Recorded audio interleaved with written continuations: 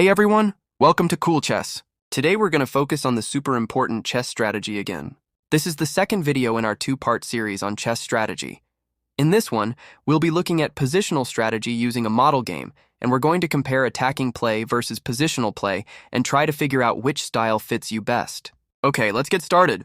Leading the white pieces is the phenomenon of positional play, Anatoly Karpov, while black is played by the legendary attacking player Garry Kasparov.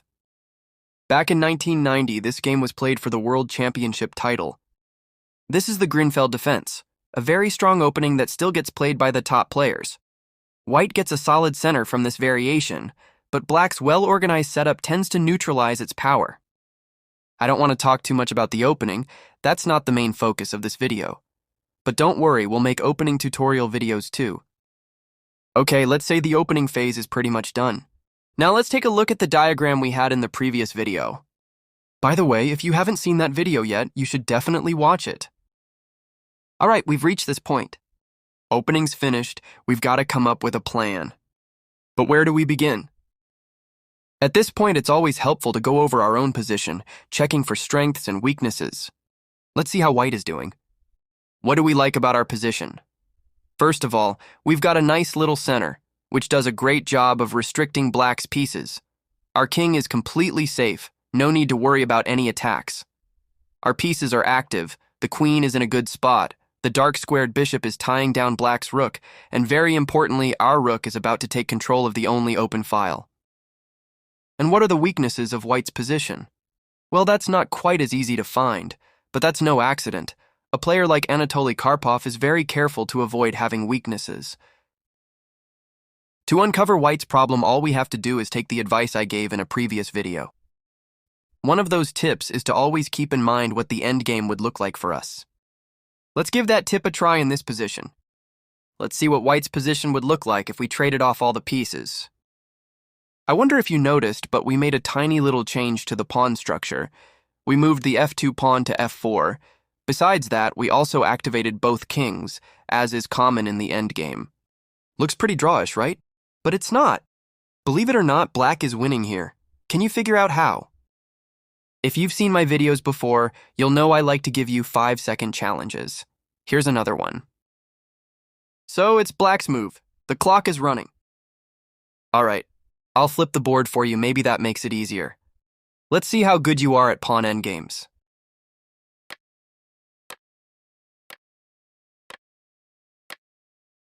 The move is pawn to f5. The point is, white can't stop black's king from breaking into white's position via the d5 square. Here's one variation. If white pushes the pawn to e5, then the black king enters on d5. Then black creates a passed pawn by pushing the queenside pawns, drawing the white king away from defending his pawns. The white king stops the b pawn, but then loses the others. If white doesn't play e5, the queenside pawns still draw the white king away. Now let's rewind a bit. You've probably figured out why I cheated a little by moving the white pawn from f2 to f4. If it were on f2, it could hold the e4 pawn with the f3 move, so the position would be a draw. How much a tiny pawn move can matter, right? So white needs to keep in mind that the endgame can sometimes be unfavorable for him. Of course, he can still trade pieces, but he shouldn't overdo it. Looking at the endgame is pretty useful, isn't it? Okay, let's go back to the game of the world champions. Like I said earlier, the white rook takes control of the open file, and that's really important. From here, white's game is built around that. How to make the best use of the open file. Okay, the next move is super important. White takes control of a key outpost on the c file, the c6 square, by playing d5. There's a serious downside to this move, though. By moving the d pawn, white opens up the black bishop's diagonal, making it much more active. To reduce the pressure on the c-file, black closes the open file by moving his knight to c4. But white simply removed the annoying piece from the way. Black trades the knights, and after that he also occupies the open file with his rook. So, has our control of the c-file ended? Not at all. White has a little surprise, which he probably saw when he played d5. Ready for another 5-second challenge? Let's see, what's the good move for white here?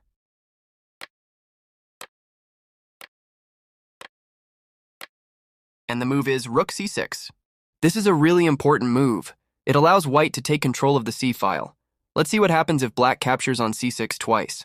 Turns out black's king isn't as safe as it looks because the back rank is weak, and our queen is exactly where she needs to be. And after bishop h6, it's game over because queen f8 is coming.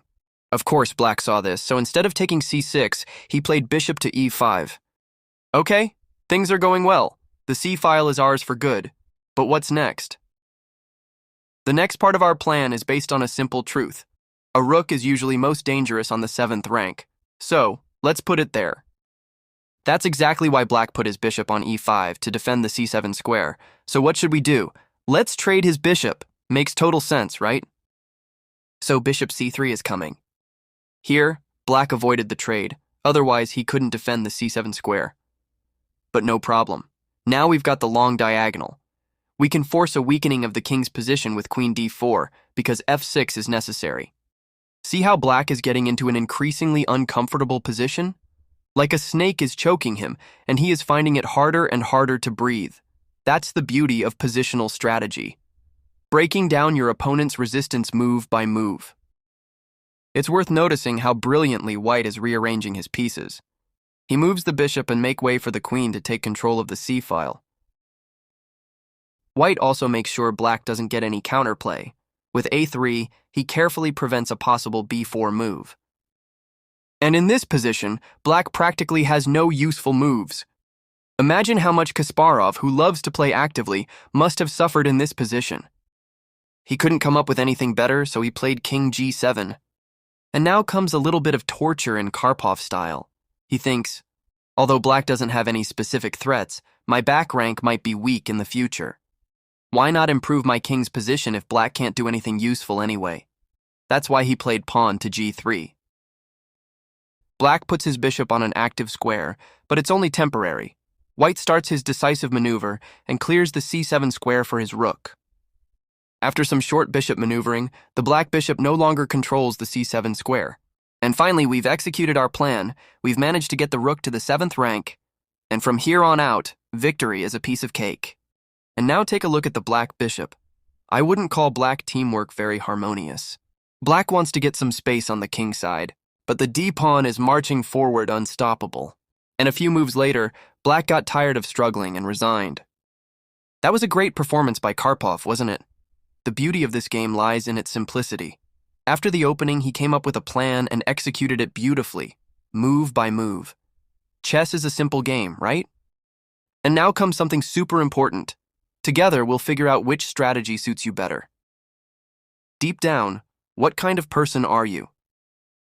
Are you a great attacker like Garry Kasparov, or are you a master of positional play like Anatoly Karpov?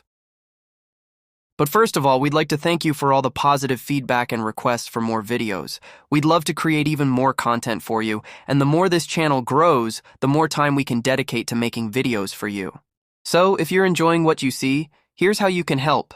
Hit that subscribe button and share the videos with friends. Every little bit counts, and it makes a huge difference in how much we can focus on creating for you. So, let's keep growing together. Okay, back to chess strategy. Let's start with a quote. I like to pick from famous chess players' sayings because sometimes they're right. Chess is a game of creativity and calculation, says Garry Kasparov. Okay, seems true, but let's see the opinion of someone else. Chess is the art of analysis, says the world champion Mikhail Botvinnik. There's truth in that too. The real question is, if you had to choose between the two, which would you pick? If you agree with the first quote, then attacking chess is closer to you. If you agree with the second, then positional chess might be the good choice for you. By the way, I'm really interested in your opinion about this question. Feel free to leave a comment. A little poll would be great. To get closer to the truth, let's examine what skills and qualities are needed to apply each strategy. An attacking player needs to be brave, even sometimes reckless.